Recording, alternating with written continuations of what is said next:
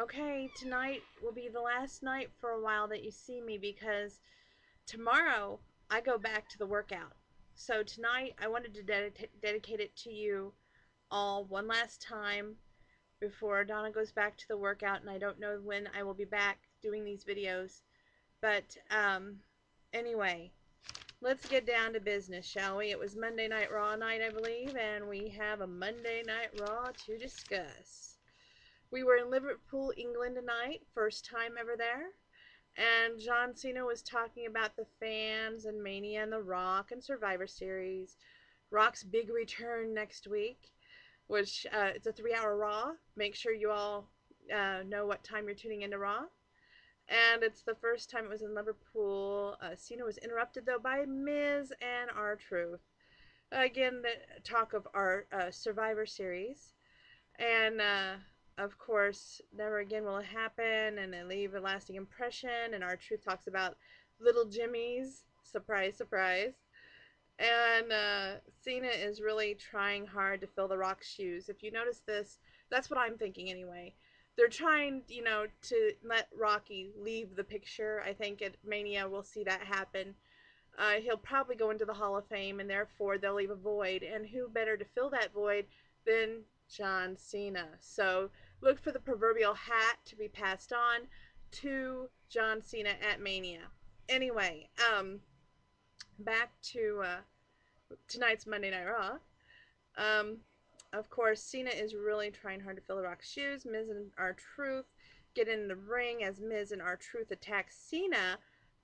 Here comes a very surprising night because Cena called this guy a future Hall of Famer. Um, Out come Zack Ryder.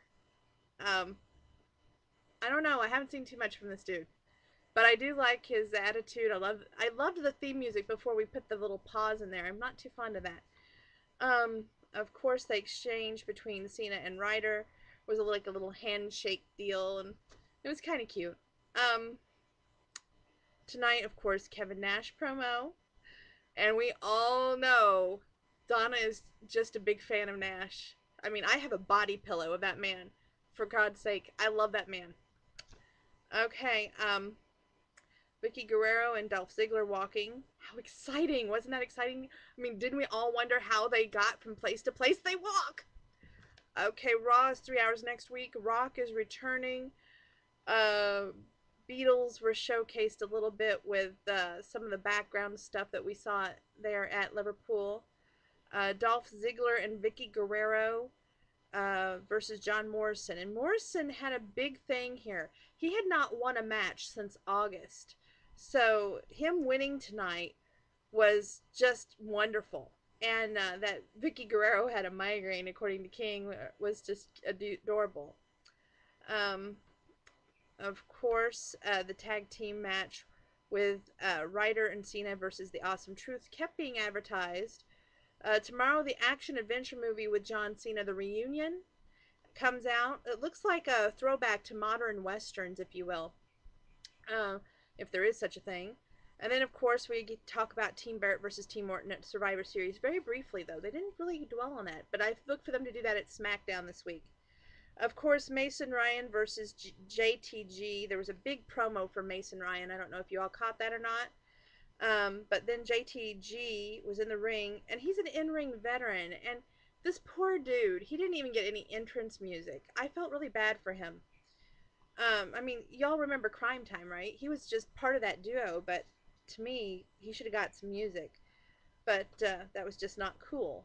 And it's obvious that the impressive win, quote unquote, over JTG was only to build up Mason Ryan's character. And look at back in time with a party time in Miami where WrestleMania tickets went on sale. Bella Twins then was featured with Zack Ryder talking about Cena, and don't forget to sign his Twitter petition because he wants a title shot. I believe that's what he's after. Who knows anymore what these men are after anymore. Anyway, of course, the most exciting thing that we're all talking about tonight is Nash's return. I love that man. Anyway, Michael Cole talks about Jim Ross not being at Raw. Then Rodriguez introduces Alberto Del Rio, who comes out. CM Punk, we got to see how last Monday he put that anaconda vice on Del Rio, and wasn't it sweet to see him have to give Punk that title match coming up? I mean, that was probably one of the best moments. Um, but of course, Kofi Kingston came out. He tapped out to Alberto Del Rio, and poor Kofi. Did you all see that arm? Oh, when he tugged on Kofi's arm, it just about broke my heart. Anyway, he has to be hurting, and Punk comes out to stand around. Yes, that's the way to break up the hold. Stand at the top of the ramp and get that glare going. Anyway, Del Rio and Punk have the stare down basically at each other. And then we go into commercial break, which goes to SmackDown promo. We see a rematch at Survivor Series. And then back to mm, Raw, which I can't read my own handwriting because I don't have my glasses on because I won't allow you guys to see me with my glasses. I hate them. Anyway, Del Rio and Rodriguez have a mic. Del Rio calls Punk out and calls him a coward. He felt forced to give him the title shot. That whole thing seemed like a big waste of time to me. I know we're building up to a big match between him and um, Del Rio, Punk and Del Rio, that is, but doesn't he just bore you? I'm sorry. But that's one thing me and Punk agree on is that it's just boring to watch Del Rio in the ring. Anyway, um, Punk wants to, or he wants Punk to cancel the match, or he was supposed to force him to cancel the match. Well, Punk says, "My bad. No, no one just punches anybody in the face around here anymore." And Del Rio demands respects. First back to Punk. He says, "My bad. No one just punches him in the face," and he apologizes for his actions. And then he says, "Turnabout's fair." Basically, turnabout's fair play. And then Del Rio demands a repeat from respect from fans. And Punk calls him, well, one dimensional. Which, not only is Del Rio one dimensional, but I don't see a future for this dude. I don't see him having a very long career. It's just sad. Anyway, um, that's my take on it. And he's supposed to be the next big thing, you know. But we basically all do fast forward when we see Del Rio. At least I do, don't we? And we need to listen to him. Punk says, "No, you need to listen to me. Going to make the championship interesting at Survivor Series. I'm going to take the title from you." And Del Rio still wants his match canceled at Survivor Series. But Punk, he did the cutest thing. He says he had to think about things, right? So he stands around the ring for a couple minutes and he says, "Nope, still thinking." And Del Rio, he's upset about and starts beating on Punk and Punk Anaconda, but Rodriguez. Oh, it's at the top of the page, Donna. Know where your role is. In trouble to go to sleep. Rodriguez and Del Rio hightails it away from the ring, watches from the ramp. Rodriguez lays out by Punk, and we get, of course, to the tag match. Muppets. The replay on that was adorable. I actually loved seeing the Muppets on there on Halloween. I thought that was just downright. You couldn't get any better than them. Um, the movie promo, and then Jack Swagger with Vicky Guerrero, and Swagger earlier tonight spoke about loss to a Muppet, upset his eyes twitch. And Santino comes out round number 2 with Michael Cole. It wasn't Miss Piggy who called Vicky Jack Swagger's mom. I'm correcting you, Michael Cole. It was Kermit the Frog. Get it right, babe. Okay, Santino taps to the ankle lock. Vicky Guerrero smiles. Kelly was on the way to the ring. Introduces, and then when we come back from commercial, King was in the ring introducing Kelly, who will be on Maximum Magazine, and Beth Phoenix and Natty interrupt. Eve and Alicia Fox come out to get rid of Phoenix and Natty. Then the cover Maximum revealed WWE 12 game coming out November 22nd. Nash returns tonight. WWE.com telling us why Rock and Cena is going to make the greatest team ever at Survivor Series. More Liverpool, more John Laurinaitis, which I could have done without John Laurinaitis. I don't know about y'all. Then Kevin comes out. And he is so well spoken, as always, so eloquent with his thoughts, so well versed, and so impressive. That's right. I'm sorry, Triple H. I'm still a fan of yours, too. This is one time I'm divided, though, because while I'm a fan of Big Kev, I'm a big fan of Triple H. So we'll just have to see what happens. But one in an interesting note, I've been noticing something. I don't know if you all noticed this or not. Originally, Triple H's time away from the ring was like what, 6 weeks, and now it's went to a whole month. Have y'all noticed this? Am I the only one? Anyway, we do a Brodus Clay promo. Then we come back and Laurinaitis and David Otunga are talking, and Otunga basically says, "Hey, I thought Brodus Clay was supposed to appear tonight," and he's like, "I'm saving that for the U.S. crowd where it's more exciting." And of course, Punk comes up, and then the cutest relay, if you will, between words happens between Punk and Otunga, because Otunga basically says that we don't want to see a gas station attendant holding a title, and I loved it when Punk goes regular or unleaded, and basically beats on Otunga.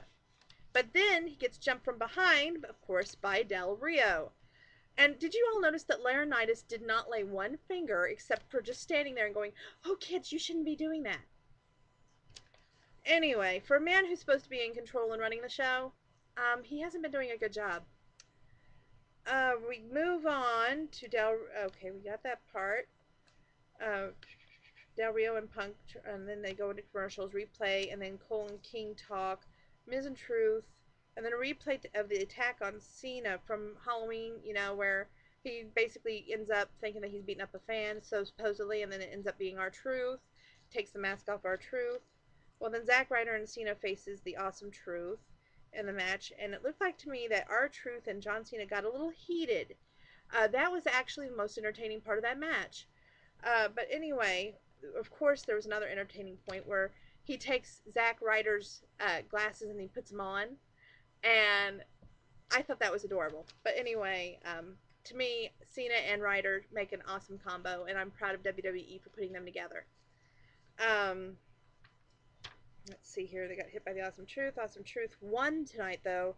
The Miz and R-Truth not only held Cena down, but they got the 1, 2, 3.